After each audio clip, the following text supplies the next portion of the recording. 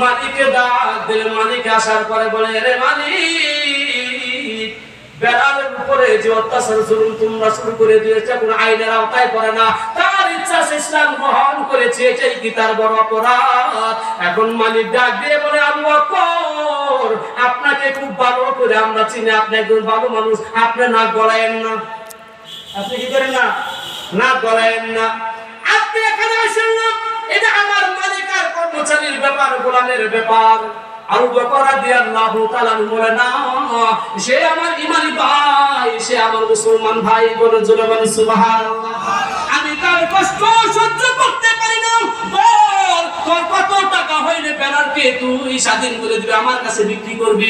ইহুদি কাফের মনে মনে চিন্তা করে, এই একটা সুযোগ, এই সুযোগে আমি অনেক লাভবান হব, অনেক দাম চাবো, যাতে করে আবু বকর কিনে নিলে আমি লাভবান হয়ে যাই। এখন ওই মালিক ডাক দিয়ে বলে, আবু বকর, আমি এত দাম হইলে বেলালকে বিক্রি করে দিব। আবু বকর রাদিয়াল্লাহু তাআলা বলেন, তুমি বড় বেশি দাম বলেছ, তারপর তুমি শুনে রাখো, আজকে যদি আরো ডাবল দাম তুমি চাইতে, এর দাম দিয়ে হইলো আমি বেলালকে কিনে নিতাম। বলেন সুবহানাল্লাহ। বেলাল রাদিয়াল্লাহু তাআলা আবু বকর রাদিয়াল্লাহু তাআলা বেলালকে কিনে নিলেন। আল্লাহু আকবার বলেন।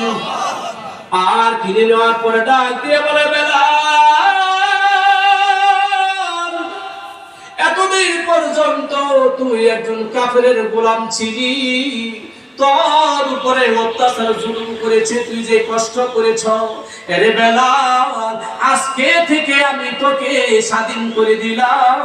আজকে থেকে তোকে কোনোদিন কেউ মারবে না, তুই এখন থেকে স্বাধীন, তোর যেখানে ইচ্ছা সেখানেই তুই অন্ত পাখির মতো চলতে পারবি। বলেন সুবহানাল্লাহ। আবু বকর রাদিয়াল্লাহু তাআলা বেলাল রাদিয়াল্লাহু তাআলাকে স্বাধীন করার পরে আল্লাহর নবীর কাছে যাচ্ছেন। কেন যাচ্ছেন?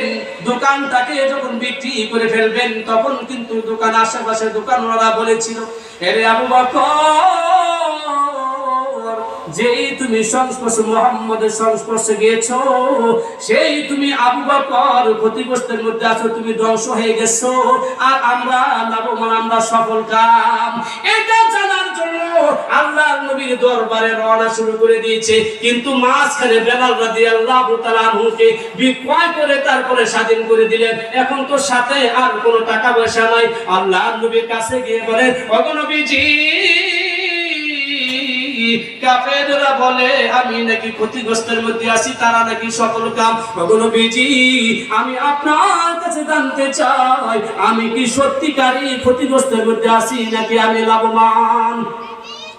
আল্লাহ নবী ডাক দিয়ে বলে, রে আবু বকর, আপনি যে একটা নেক কাজ করে আসছেন, আমাকে কি পারো না আপনার যে নেক কাজের মধ্যে অংশীদার করতে? বলেন সুবহানাল্লাহ। কারণ হলো আল্লাহর নবীকে আল্লাহ পাক আগে জানাই দিয়েছেন। সুবহানাল্লাহ। আবু বকর রাদিয়াল্লাহু তাআলা বলেন, নবী গো, আমি তো বেলালকে কিনে তার উপরে আমি স্বাধীন করে দিয়েছি।